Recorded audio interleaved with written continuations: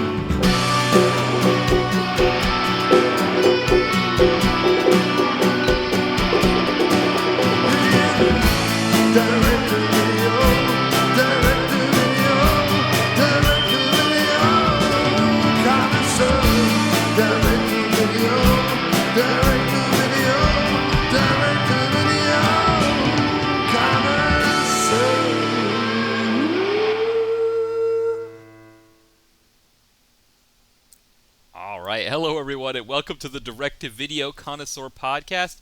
I am Matt. As always, I'm joined by Jamie. Jamie, how are you? How have you been? I've been doing well. I've been missing the show, so I'm excited to get back into it. Me too. It was quite a set of circumstances, right? We had there was the week that you were called into work, and I just decided, you know what, I kind of wasn't feeling well myself. And then the next week, I wasn't feeling well. I was dealing with migraines off and on the week before I went away. And so that was just one of those things. And then, of course, last week I was away. My wife and I were away for both our one-year anniversary and my mom's birthday. So congratulations. Thank you very much. Yeah, so we were away for that. So it's been 3 full weeks that we haven't had a show. So it is fantastic to be back. I am excited to be back as well. It's been really cool. I was going to start the whole show speaking in French because of the film The Expendables. Just seems like very French name, Les Expendables. But I figured, you know what? It's been a while. Let's speak in English. No need for French tonight. No. So that's the one language I didn't take, so you would be leaving me in the dust. Oh, okay, yes. Swahili, yes. German, Italian, Spanish, yes. I never got around to. Oh, German. My German is atrocious. I minored in German in college, so maybe one day we could do a whole show in German. Oh, that would be interesting. Yes. Because I could be, I could ask you, where is my cheese? And yes. Is that your window? Right.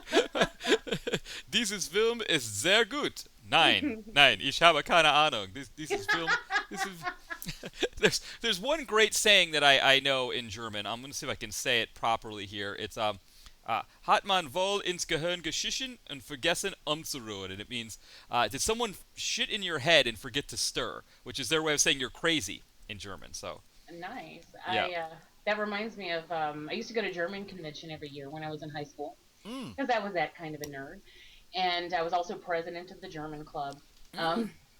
And so one year we did, and every year you would do, there are all these little competitions that you would do, like poetry recitation, and you'd have like grammar quizzes, and there would be a quiz bowl, and then you would do a skit. Like your school would perform some kind of skit or show. And so we had written this an elaborate courtroom scene, and I was supposed to be this witness who just comes storming into the courtroom. And so we were performing all the skits in the chapel at this campsite where we would go to German camp.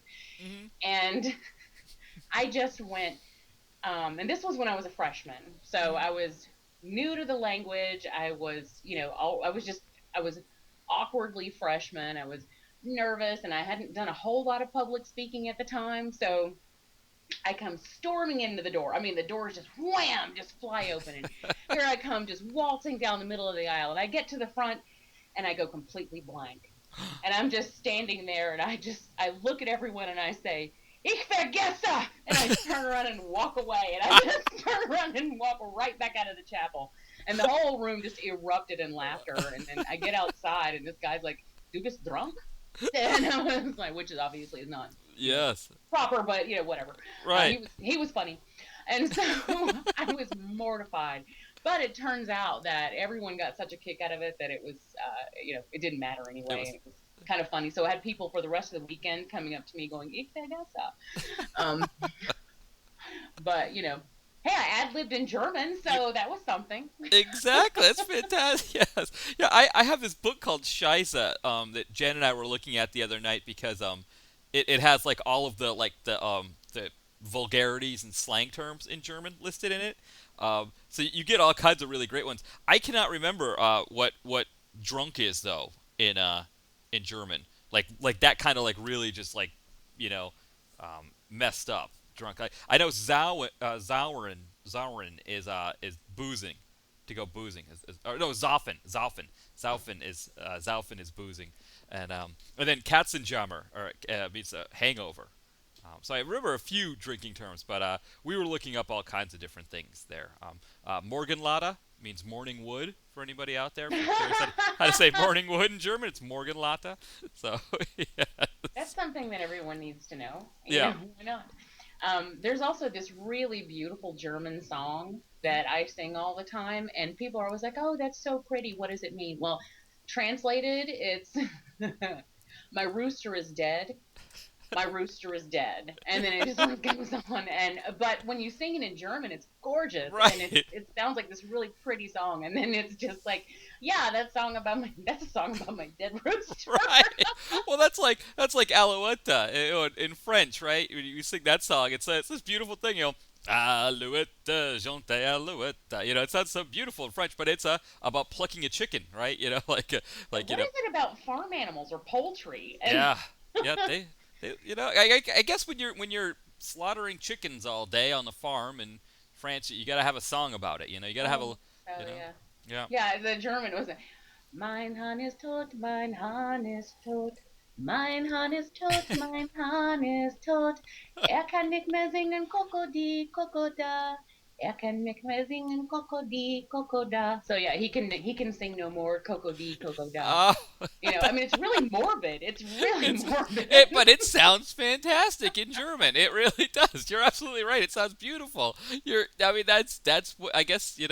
I guess that's part of the fun of foreign languages, right? Is that you can it's almost like when you talk to your cat, and you just talk really sarcastically to them, but you talk in that really kind, sweet voice, and they think that you're just saying how great they are, and I'm just like, "Oh, yes, of course you slept all day. Of course I'll get you some wet food, and I'll get it for you right now, Your Majesty, because I don't have anything else to do today, and you're just so adorable sitting there wanting that wet food and biting me on the foot if I don't give it to you, and of course, it's, they sit there like they're nuzzling up against you, and they're purring and everything because they think you're so sweet, and you're just getting out a little, venting a little bit, and it makes for a great relationship. I guess you're right.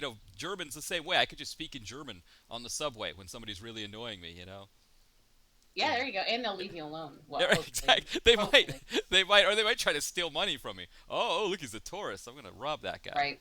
Yeah. Just don't have a camera, and you'll be fine. Exactly. Have that little necklace thing with the passport and everything around. Yeah.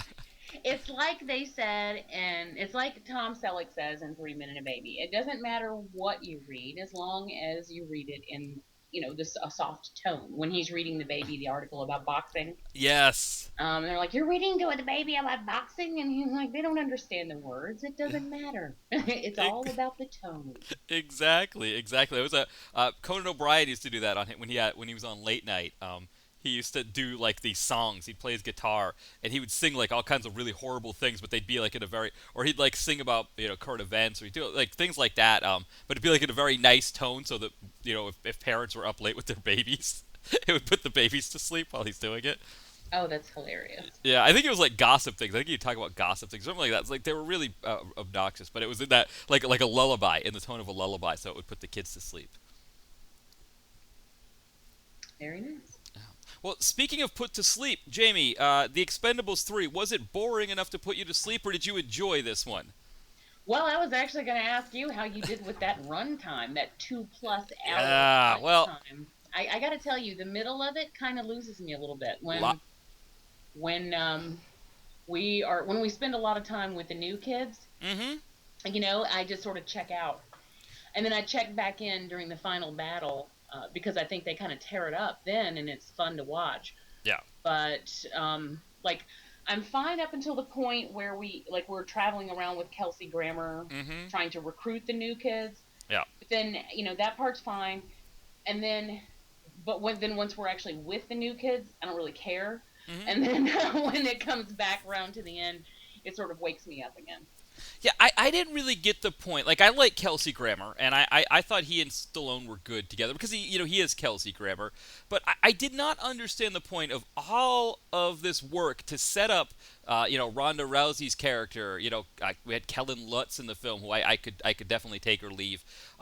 We spent all this time building these characters up, only just to have them captured in one Right. fell swoop, and that now they're bait that needs Just to be. to bring the old guys back in to save the day. Yeah, if that's all they're being used for, why not just throw some dossiers on the table and tell us who they are?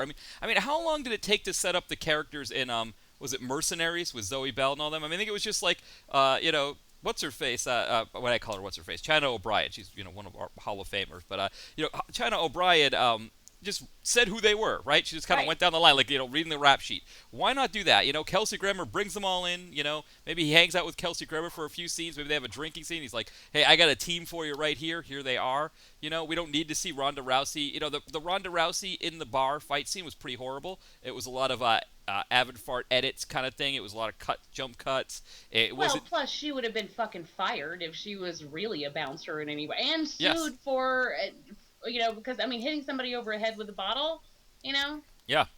that's what's the word I'm trying to think. That's oh damn it, damn it. I was trying to do the line from Billy Madison, and That's assault, brother. that's assault, brother. You triple dog dare me? It's like whoa, that's Yeah. Plus, I'm not really impressed. I am a Ronda Rousey fan when Yeah. she's on the mat. Mhm. I love watching her fight. I like MMA. And she is like the takedown queen. What's like her last match was something like 14 seconds or something crazy. She's awesome, but cannot act to save her life. There's one scene that was so bad when she was talking to Stallone, sort of like when they were going over the plan. Yes. And then the new kid was like, no, we do it. And she's like, oh, that would have been great if this was 1985. Right. And he's like, what do you mean by that? And she's like, or what's that supposed to mean? And she's like, you heard me. And this whole look on her face was so blank. And I made Brian rewind it. I'm like, look at this shit. She cannot act. Yeah. She had one facial expression through the entire thing. Mm-hmm. And basically her fight scene, all just at the end, we just had to make sure that we watched her do, her patented leg wrap knock 'em down move, which I don't know what it's called, but where she like tangles her legs around people and throws them to the ground, and they had to work that in. But really, there was no point other than that. I was kind of let down by that. And here's what I maintain. Okay, people who are, and this, I have so much to say about this movie. I really do. But people who are going to the Expendables films are not going so that we can watch the new kids. Mm-hmm. Okay, we're going to these films because we want to watch the people that we love, the people that we grew up with. And, you want to see Schwarzenegger, who is in the film for about 15 seconds. Mm-hmm. You want to see, by the way, and he throws in 2 get to the chopper lines, which I do think is overkill. Yes. I think the second one is funny. The first one is throwaway and just ridiculous. Mm-hmm. But we want to see Stallone. We want to see Dolph Lundgren. We want to see Terry Crews. We want to see, we want to see Jet Li, and he's sadly, they drag him out there and dust him off for 5 minutes each movie. And I'm like, yeah, see, just Jet Li's in it. We promise. Like, I love Jet Li. I think he's adorable, and he's just not on screen nearly enough. But that's the reason we go, and that's the reason that this franchise has the bankability that it has had, is because these are old-time action stars. Well, not old-time, but our time, old-time action stars. And we love to see them get together. They have their little inside jokes. I loved the addition of Wesley Snipes. Yeah. I thought that was great. I'm a big Wesley Snipes fan. I thought he was funny.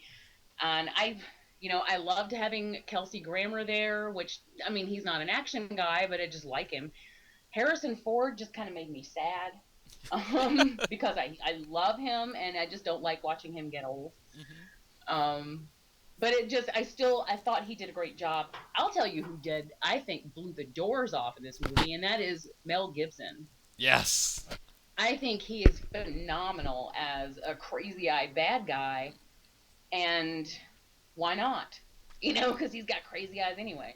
But, I mean, he might be batshit crazy, and he might have diarrhea of the mouth sometimes and say some really ridiculous things that he should probably just keep to himself. But when it comes to acting and in a film like this, I can't help it. I love him. That was one thing that I was thinking about, because you talked about Ronda Rousey having, limited acting range, if we want to put it mildly.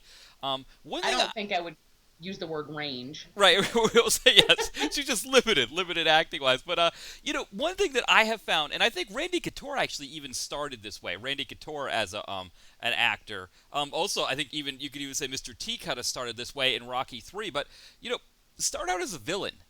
She would have been great as Mel Gibson's henchman and Hatchet Man, she would have been great as his second in command. And then there are so many great women action stars out there that deserve the role that Ronda Rousey had. We talked about Zoe Bell before. I think she would have been great for it. I've Zoe Saldana. I don't know if would want to be in a movie like this. That's probably why they couldn't get her. She's probably a little higher than this. But definitely Zoe Bell is one that I think of right away. That why not get her in that part? She would have been great. And then Ronda Rousey and her maybe could have had a good fight scene. And if Ronda Rousey as a professional fighter doesn't want to lose to Zoe Bell, which I can understand that even in a movie they don't like to lose, you can have Zoe Bell cheat to beat her. That's not that hard to have something happen, like her grab a gun and kill her just before Ronda Rousey had a chance to defeat her, hand-to-hand style. I think that there are ways to mitigate some of the acting problems. I mean, like you said about we're not here to see the new ones. I mean, what was Stallone trying to do with the Kellen Lutz thing? Like, there's something about this whole Kellen Lutz thing. Who the hell is he? So he was in the Twilight films. He was the beefy vampire in the Twilight films. I don't know who he is. Okay. Right.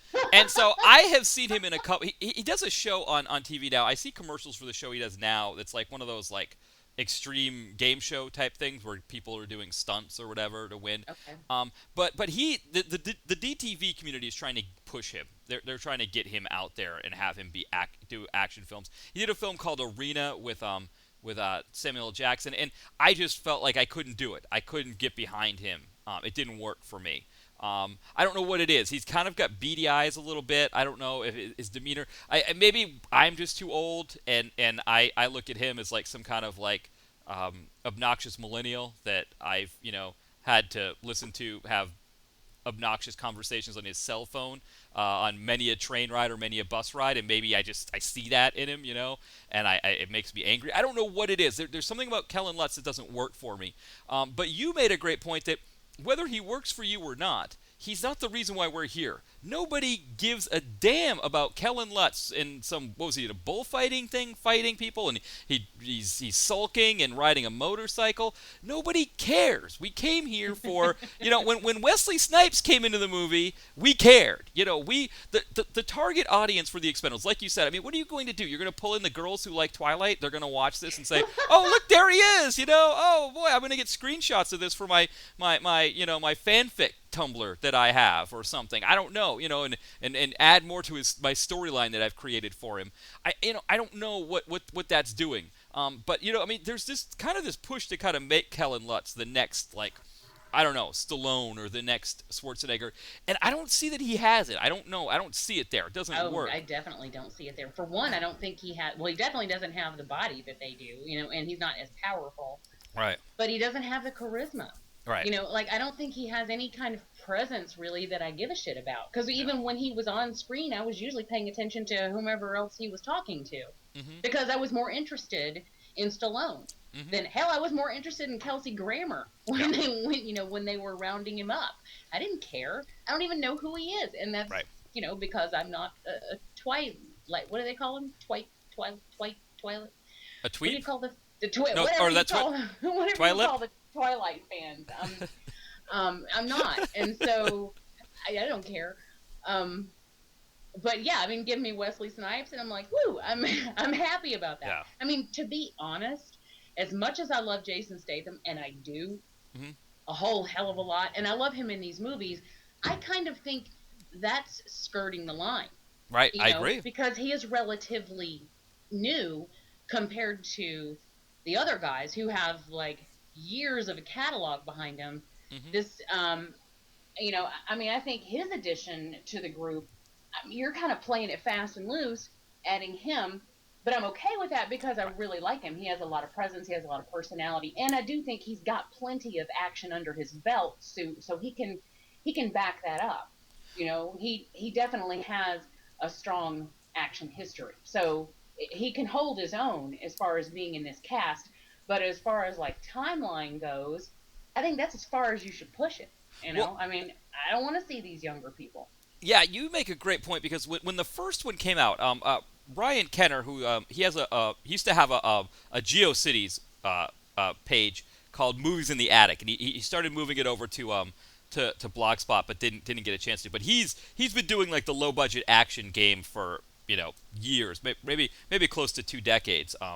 When the first one came out, he was saying that it felt like Statham was there as a symbolic passing of the torch. Similar to how you're saying how he's on the border.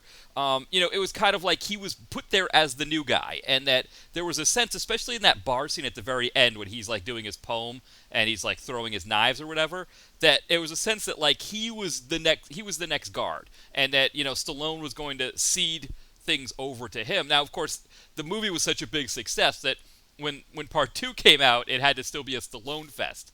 I don't really know if this third film, if maybe there was a sense that maybe some of these guys, like especially Statham, maybe Statham more than any of them, had other things going on. He did star in the 7th Fast and the Furious movie, I believe. He did. Yeah, I mean, maybe he just had other things going on, and Stallone decided, like, well, if he's got other things going on, I'm going to push everybody to the side. But it was a movie that didn't pay off. I don't, you could have just as easily had Statham in and out for, however many scenes, but kept the rest of the crew, because we still would prefer, if it's going to be Statham-less, we still prefer Randy Couture, we still prefer Dolph Lundgren, Wesley Snipes, all of these people to Kellen Lutz. And unfortunately, I think to Ronda Rousey. Again, I think, if you want to make her the villain, or the henchman to Mel Gibson, I think that's good. Beefy Beard mentioned Mickey Rourke as well. I think he actually... Yeah, he did a movie with Kellen Lutz, a DTV movie that is on Netflix that I can't do because of the Kellen Lutz factor. It doesn't work for me. but yeah, I think I agree with you completely. I think Statham is that border, right? He is the edge of That's where as far as we should go. And hell, Yeah. Terry Crews spent Same the majority of the film in the goddamn hospital. Like he wasn't even there, really. Right. Because he got shot up in the beginning. But I think what you say is true, because I want to say when they were making this movie that I actually heard that a lot of people were in and out of it because they had other things going on, and so they kind of had to work around that. And I think Statham was one of them. So I guess maybe they took the story and molded the story to try to fit, a reason for. I mean, several things. It looks like maybe to accommodate people's schedules on one hand, to try to bring in fresh faces on the other, which I think was a fail. Yeah. I don't think it was a necessary thing. I think all it did was give me a reason to take a nap in the middle of the movie before I could wake up again and see the people I came to see. Yep. And I just don't care, and plus this movie is 2+ hours long. I mean, if you took out some of that unnecessary stuff with the people we are not there to see to begin with, then I think they would have been a much tighter run time, and maybe would have held my attention for the entire thing. Yeah. I was gonna say, like, how bad is an hour and a half? Is the problem that an hour and a half doesn't doesn't make if they spend all this money on it, an hour and a half isn't enough. I mean, I feel like an hour and a half is plenty with this movie, and I think if you take a chunk of a half hour out of the middle there, you got a pretty fine film. There's nothing wrong there. So yeah, and I mean like what was going on with Antonio Banderas' character? I love Antonio Banderas' character. Why did he have to play somebody who was annoying? Like, what's the point of that? I forgot to mention him earlier when I was naming off the people, and I meant to go back to that. I did really love his character.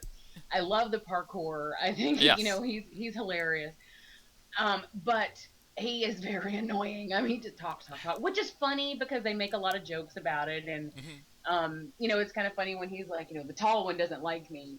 Talking about Dolph Lundgren, and who is like easily 3 times his size, and then Dolph Lundgren, like, what do you say? And Stallone's like, oh, he said he likes you.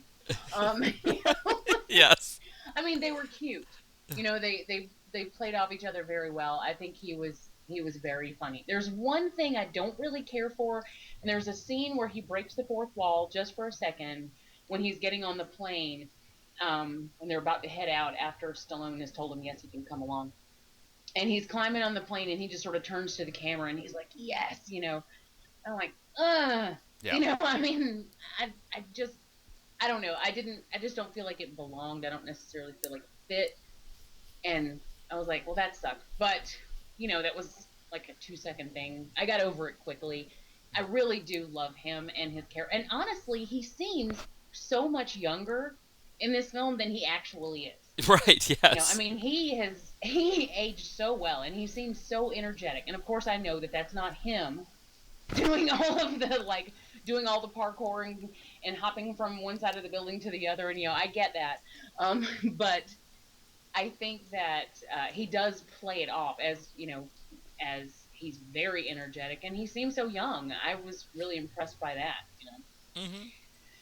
But there's one glaring thing about this film. Mm-hmm. That was a big deal before it came out, and I'm curious to see what you think about it. Okay, as you will recall, the first 2 Expendables films were hard R's. Yes. And there was, all kinds of violence, and I mean, they earned them, I think.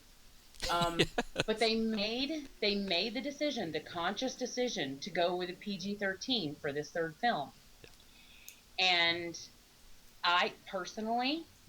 I mean, okay, let me back this up just a second. Within the horror world, there are groups of us, who like really have a problem with PG-13 films and horror films. Mm-hmm. I don't. I think you can have a very successful film, regardless of what it ends up being rated. It depends on the film itself. I don't think that a good horror film has to be rated R. But that is an ongoing battle. Like anytime a new horror film comes out or is planning to come out in the theater, and if you see that it's rated PG-13, you're going to hear this collective groan across the horror community. Yeah. And if you hear me groan, it's mainly because, damn it, that means the teenagers are going to be in there, and they're going to be on my nerves. I mean, Yes. That's really the only reason I care about it, is because the R rating keeps some of them out. Mm-hmm. But but as far as action films go, I don't think that that's necessarily a problem either. I think that you can have a very successful PG-13 action film. But, in my opinion about this series, if you start out the series with the first 2 films being rated R, and keep in mind the target audience based solely on the people who are in the film and the whole reason that this series exists, being around the Expendables, or those people that we love, like going back to the second one with that great Chuck Norris moment, which is like my favorite moment from the second one. And you've got Van Damme, and I mean, all of these people that keep popping up that we know who they are, but a younger generation won't give a shit because they don't know who they are. And some of them will, but across the board, the main people who are going to see these films are people who are around our age range. And I think that you're severely limiting yourself by taking the 3rd film in a very successful series and suddenly limiting what you can do action-wise, violence-wise, language-wise, whatever. I think that was a misstep. Yeah. And I think the film suffered for it. Yeah, I mean, I would say, I don't want to cast aspersions on the horror community or the action community. But I would say a lot of the hue and cry, I think, about the PG-13 rating is that there's no boobs involved. So a lot of guys out there. That's probably part of it. Yeah, they get upset. Face it, a PG-13 slasher is kind of pointless. Yes, exactly. But when you think of action movies, like one action movie I think of all the time when I think of a PG-13 action film was The Dark Knight. Was that what it's called, The Dark Knight? The one that the second Christian Bale Batman. Yeah, it was Batman Begins, The Dark Knight, and then The Dark Knight Rises. Right. So The Dark Knight was PG-13, and you had a villain, a Joker, played by Heath Ledger, who went around giving people bloody smiles. You had a scene in that where two people were tied to chairs in separate rooms, waiting for a bomb to go off to kill them. We got to watch Maggie Gyllenhaal's character wait for a bomb to blow her up. All of that was PG-13. A 14-year-old got to see a person waiting for a digital clock to count down before they died. I got to watch people being given bloody smiles. I guess maybe they weren't given on screen. They were just assumed that they were almost given and then given. Then we saw the aftermath. But it was still there. It was still the idea of it all. So you really can get away with a lot for a PG-13 movie. That being said, this movie is supposed to be about adults, and like you said, our age group, but also, when you think of the bar scene with Mickey Rourke and all them, I mean, you're supposed to be, like, these guys are supposed to be swearing, they're supposed to be, there were some very rough scenes that I think may have given it, actually, I don't know if the scenes from the first couple that I'm thinking of would have given it an R rating, like, the waterboarding scene, which I thought was a really great one that Stallone put in there. I think he wanted to make a political statement about waterboarding with that scene. Mm-hmm. But, it was a really powerful scene, though, to have that in there. I'm trying to think of some from some of the other ones. I mean, I don't know if the death scene of the young guy in their crew in part 2 with that was a fantastic scene where Van Damme roundhouse kicks the knife into him. Yeah. I don't know if that would have made it an R rating if that kind of thing goes R rating. And maybe it's the number of bullets, but it's hard for me to imagine. It's different from a horror film, where a horror film, there are a lot of things that can turn it R very quickly. Not just the tits, but a lot of different ways to kill people. But an action film, it really takes to go from R to PG-13. It takes a lot. But I agree with you in the sense that I think an R rating, It hurts where this film is supposed to go, and there's something that I don't know if this connection is way too much of a stretch for this connection here, but Jen and I watched a movie last night, a documentary called "The Kid Stays in the Picture." I don't know if you've heard of that one. No. It's a documentary on Robert Evans, and it documents his history as a producer and how when he was the head of Paramount, they were like last at the late 60s, early 70s. And he made a gamble on films like Rosemary's Baby, The Godfather, Love Story, as kind of a way to sort of change cinema, because at that time, movies, nobody really knew what to do with them. They were making movies with old stars for the World War II generation. They didn't know what to do with these baby boomers. And so it seems like the films that Robert Evans greenlighted with Paramount were ones that targeted that middle generation, what I guess we call the lost generation. And we Gen Xers are kind of the lost generation, right? You've got the baby boomers, and you've got their movies that they all like from the 70s and 80s and their kind of deal, and the actors that they enjoy. Then you get the millennials and the crap that they like with their Twilight and all that jazz, And I feel like if you're going to have that next revolution, right, after the 90s, if you're going to have that next revolution, I feel like we're the audience that you need to target, because the millennials, they obsess over our stuff because they think it's retro, our 80s and 90s stuff they think is retro, and I think the way that the World War II generation were kind of forsaken with films like Rosemary's Baby and The Godfather, which they kind of came around on, I think, The Godfather and stuff. I think it's the same thing is true. Make movies for us and let everybody else come around, because we're in the middle. And so instead of trying to pander for the millennials and make it PG-13, or I don't know if this was supposed to pander to baby boomers too by having a Mel Gibson or something, but Mel Gibson worked for us just as well.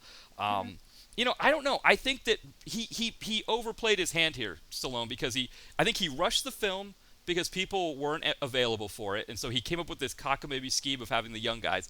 But I think that the PG-13 thing, I think he was playing to millennials too much when he should have been. I agree. Well, I mean, because he's got the young kids in there, so I guess if you've got Kellen Lutz in there and you want Kellen Lutz fans to come see it, then you have to make it accessible to them. But I say, fuck them. Make the movie that needs to be made. And especially when it's the third in a series. If this entire series had been PG-13, and I wouldn't say anything about it. But like, think about Rambo. Mm-hmm. And oh my God, how bloody and beautiful the last Rambo film is, with legs just flying and blood spray. I mean, it was insane. The gore was, I mean, it was like Saving Private Ryan insane, you know? It was like that first scene on the beach, you know? It's like, it was crazy, but I loved it. And it looks so beautiful on Blu-ray to watch it. I mean, it's just amazing. But that's, you know, it's realistic. If you're in battles like that and shit's going down, that's very realistic. And I think it adds sort of a hard edge to it and a very adult edge. And some people may say it's gratuitous, but I don't think it is when you're dealing with an adult theme with, you know, for films that are made for adults. And if your audience is mainly going to be adults, then go with that, which they did for the first two films. And then so finally, suddenly with this third one, they're like, nah. I mean, if you watch this, there is like no blood. Yeah. None. And I'm like, you're going to tell me that people are getting blown up and flying all over the place and hit with tanks and, but, you know, which that's not unusual in the action world. It's really not. But when I just think, like I said, if the entire series had been that way, I think it'd be okay. But I think what they ended up doing was souring a lot of people before they even saw this film, because when they heard that it wasn't going to be rated R, but it was going to be rated PG-13, immediately some of those people were like, well, to hell with that, you know? Because they know you're limiting what you can do.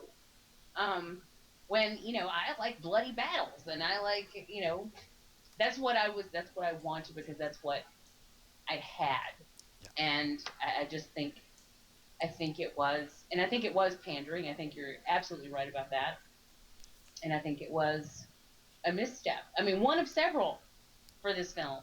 This film that a lot of people were really excited about. I was super excited. I mean, you remember when this movie came out, I was all excited about it. Mm-hmm. And then after I watched it, like as soon as it came out, I was like, oh.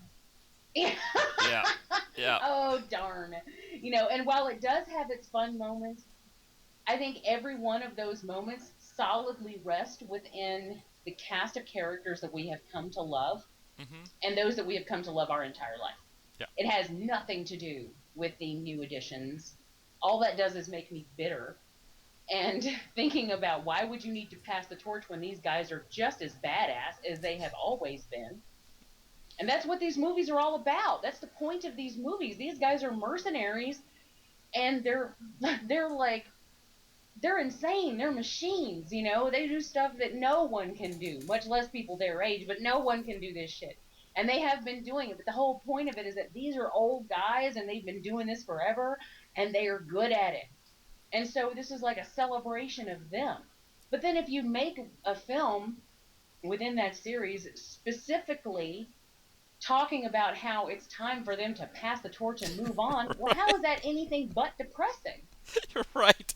Well, that and you go through all this trouble to give us Wesley Snipes. You go, you know, it's. I mean, think about it. It's like in a video game, right? Where like you maybe one of those role playing type games where you add a character, like somehow you advance a certain place in the game and you get to add this really cool character, and you went through all the trouble. Maybe you read the whole guide or something. I'm trying to remember like all the crap I used to do with video games growing up. But you go through all the crap to get this character in the game, and you get him, and then you know, you get to do one mission with him, and then he's gone, and you lose him. And you're like, what? I wanted my Wesley Snipes, you know? Where did he go?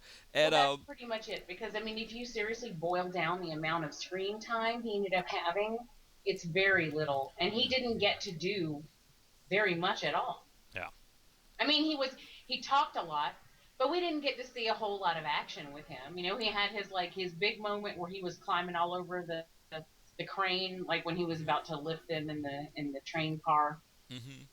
Which, by the way, when I was watching that, I was just thinking, Jesus Christ, he's in great shape for someone who just got out of a hole he's been in for 8 years.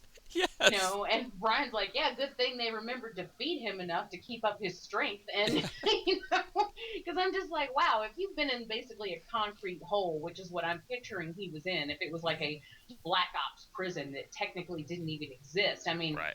I can imagine that it was not the best of, not the best of situations, you know. I mean, I'm thinking like, oh crap, man, what is wrong with me? I keep losing my words. Oh, you know, really awful. No, it's great, but really great movie, but really awful scenario with the guy in the prison and the. Damn it. Which one? Midnight Express. Oh yes. Oh yes. With De Niro. Like I'm picturing. Or no, that's Midnight Run. I'm sorry. Midnight, yeah. I'm picturing like a Midnight Express scenario here where it's just really horrible living conditions. Mm-hmm. And he's probably spent the majority of that. I mean, because they had him trussed up like he was Hannibal Lecter when they were transporting him. Mm-hmm. So I imagine that he spent the majority of that 8 years down in a hole, like all by himself, doing nothing. Mm-hmm. And he is in fantastic shape and with a whole lot of energy for that. I mean, they must have just pumped him with power bars and Ensure before they went on this mission. It's like, here, take your Red Bull. We got shit to do. Yeah. Exactly. And he was up to the but maybe it was because he was like Blade. Maybe it was Blade that he was playing.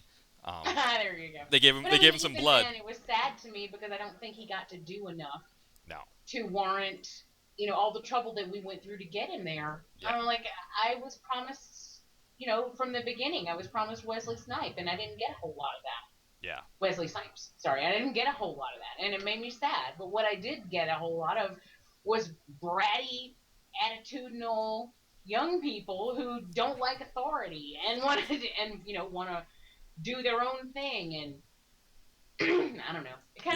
Did you see the I know you did because it's you all over it. But the the Gone in 60 Seconds remake. No, I did. That's the Nicolas Cage one, right? Yeah. Yes. I love that movie. Yeah. There's that whole film is basically about the old school carjacker, like the heist guys, which is like Nicolas Cage and his band, and then the young people who like Giovanni Ribisi, who plays his younger brother, and his friends, and they're all like. They all use technology and you know all this stuff, and the old guys do it old school, and so there's this whole like battle the whole time between young ways and old ways. But I think it works really well in that film. Mm-hmm. They play off each other really well, and you get it throughout the film. And the young folks get their comeuppance, like they learn that you know the old guys know what they're doing, even though they start out with their whole attitude like, oh, we've got this and we do this technology, and it's basically we've got our head on our shoulders. By the end of the movie, they realize that the old guys, they know their shit. Mm-hmm. So and anyway, I think it works well in that movie. But here, all they did was really annoy me because I'm like, God, shut up and do what they tell you to do. See, that's why your asses got caught. Right, exactly. I mean, yeah, I just, it just felt like it was a lot of work for nothing. If you're gonna work through all this crap to set up these characters and go find each one of them, and play all kinds of bad crap modern music that Stallone was playing in each scene. And I mean, the techno music in the club was or whatever that dance music was in the club was horrible. And there was a few other bad ones that he was playing that I've seen in however many cell phone and car commercials. But it was just the whole thing was bad. It was just canned. It was cliche. And so for him to like go that route where it seemed like he was rushing this film because he couldn't get the people he wanted, so he's got all these new kids in there. He made it PG-13, and speaking of the PG-13 thing, I think if you're Kellen Lutz, you're pissed that he made it PG-13 too, because you don't want all these Twilight kids in there. You want to show that you're better than Twilight, that you're more than Twilight. I think he's trying to shake that Twilight image, and I don't think it helped him any to be captured, to just be a bait in this film. It's not much of an action role to end up being bait. But I think the whole thing was, as we say, it was sautéed in wrong sauce, and but it had so many good things that could have worked for it. Mel Gibson as a baddie worked, right? He was good. Yeah. Why And not make that the whole? Why do we even have to introduce these young people? Just completely cut that plot out of the film, that whole side plot. Get rid of that, yeah, and have the whole beginning where we get Wesley Snipes, where then they're going on another job, and while they're on this other job, they run into Mel Gibson and they realize that he is now an arms dealer. He's on the wrong side. Have that whole thing with him, and then have the big thing at the end based on something else. Why do we need to have this whole contrived kidnapping plot thing of people that we don't even care about because we just met them? And because that's all they really were. They were introduced in the film just to be bait, like you said, and to have a reason to have Mel Gibson come back around again so they could have their big battle. So wouldn't it be much simpler just to give him another, just to have them go after Mel Gibson because he's bad? I mean, well, how hard is that? He's bad, and he almost killed Terry Crews. I think that's plenty, right? That's plenty, yes. That's more than enough. He's bad. He has history with Stallone. Maybe, how hard is it for him to just capture a nuclear warhead? I mean, is that the hardest? I mean, I know they did that in the last one. I guess they did the nuclear warhead thing in the last one, didn't they? With Yeah, but how many times has that been used in action films? I don't mind it. It doesn't matter. I mean, it's okay. We've seen it before, but hell, we saw it in Spies Like Us. But it doesn't. It works. None of that matters because it works. Yeah, I mean, I don't know whatever else they want to do. All we want to see is the fighting. We don't care about how they get there. So. Yeah, exactly. I mean, it could be the president's daughter. We always, she's always getting kidnapped. The president's daughter, or who else? The president himself. The president himself, right? I mean, now see, I guess that's a problem because you could have that Dennis Haysbert guy play him again, or Morgan Freeman or something. I don't know. You could come with anybody you want to play the president. A new vice president. It really doesn't matter. It's just, I mean, again, you could have had it be the bait. It could have been these guys that were the bait that were captured. It could be that these guys that are captured, these young guys, are ones that, what if Harrison Ford was like, he was the head guy, and he's like, I'm not sending you guys in, you're too old. I'm sending in, Stallone's like, I want to take our guys in here to get revenge on Mel Gibson's guy because he betrayed us in the past, and then he almost killed Terry Crews. We want to go in there and take him out for the government. And Harrison was like, no, you're not taking him out. These young guys we have, led by Kellen Lutz, they're taking him out. And then they all get captured, and Mel Gibson's like, here's what's going to happen, and it's R-rated, so maybe he tortures them, which I never like to see, but, something like that could happen if it's R-rated. And Harrison Ford's got to go with his tail between his legs and say, okay, you guys got your chance, go ahead and do it, and Stallone's like, well, we want this much money, we want blah, blah, blah, blah, and whatever else, and then they go in and they save the day, and everybody's happy. That could have been the movie, and it would have been plenty for us. It would have been, that sounds like an hour and 45 maybe. That's not too bad. And we wouldn't have needed, the 20 minutes that it took to introduce all these characters that we didn't really care about anyway. Yeah. We took all this time finding them and meeting them and not even getting to know them, but just finding them and meeting them and looking at their particular set of skills. Right. That all led up to just them being captured. So why not get rid of that part and just, hey, look, we have some people get captured. Go save them. Yeah. Okay. Yeah, exactly. Stallone goes over to the government to be like, hey, we're taking this guy out, and Harrison Ford's like, hey, Church isn't here anymore, right? Bruce Willis, he's not here anymore. It's me. It's my guys. It's my show, and you old farts aren't going in there, even though you're all younger than me. You're not going in there. I got this young crew here. They're smarter. They're faster. They're more advanced than your group. They're going in there. They're going to take them out in 2 seconds. Mel Gibson's head's going to come back here on a platter. It's going to be nothing. And then, of course, it all goes wrong because they're the kids and they don't know what they're doing. And Stallone's got to be like, all right, we got to go in there and clean up the kids' mess, or whatever. And they go in and take care of business. And maybe to break the monotony that we're going to inevitably have by watching these people we don't care about get their asses kicked by Mel Gibson. To break the monotony, maybe there's a bar fight with our crew, which is always fun. A bar fight's always good. That always breaks the monotony. But and again, Ronda Rousey, let's make her Mel Gibson's right-hand man. I would love to see her get Kellen Lutz in a triangle choke or something like that. She wouldn't have to talk a whole lot. She wouldn't have to talk. She can just put him in a triangle choke or a rear naked choke or something, and we get to have that enjoyment of watching her choke out Kellen Lutz on screen, which is great for everybody too. And then if you are going to make it PG-13, you're scaring the hell out of those Twilight kids, which we actually enjoy doing. So now we're okay with it being PG-13.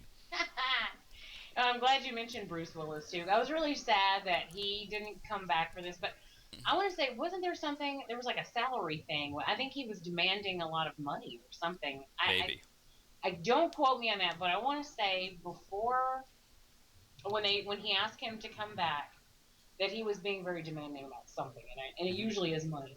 Which kind of breaks my heart, because Bruce Willis in the past has done a lot of things that he wasn't even credited for. Right. You know, I mean, he's just jumped on buddies' movies to help them out and didn't even get any credit for it. Like 4 Rooms, for instance. You know, I mean, he's yes. And so that kind of surprises me. And it really kind of makes me sad because I love Bruce Willis. And so, you know, I mean, I think bringing Harrison Ford in was fine. I mean, like I said, it made me sad because I just don't like seeing him get old. But I do think he... When you've had a long week and want to mix it up with something new and interesting to eat, try Blue Apron's 2 or 4 serving menu plans with those hard-to-find ingredients sure to spice up your weekend. With 60-plus options each week, you can choose from an ever-changing mix of high-quality meat, fish, vegetarian, WW recommended, and wellness offerings. Order now and get $110 off across your first 5 orders when you visit blueapron.com/unique.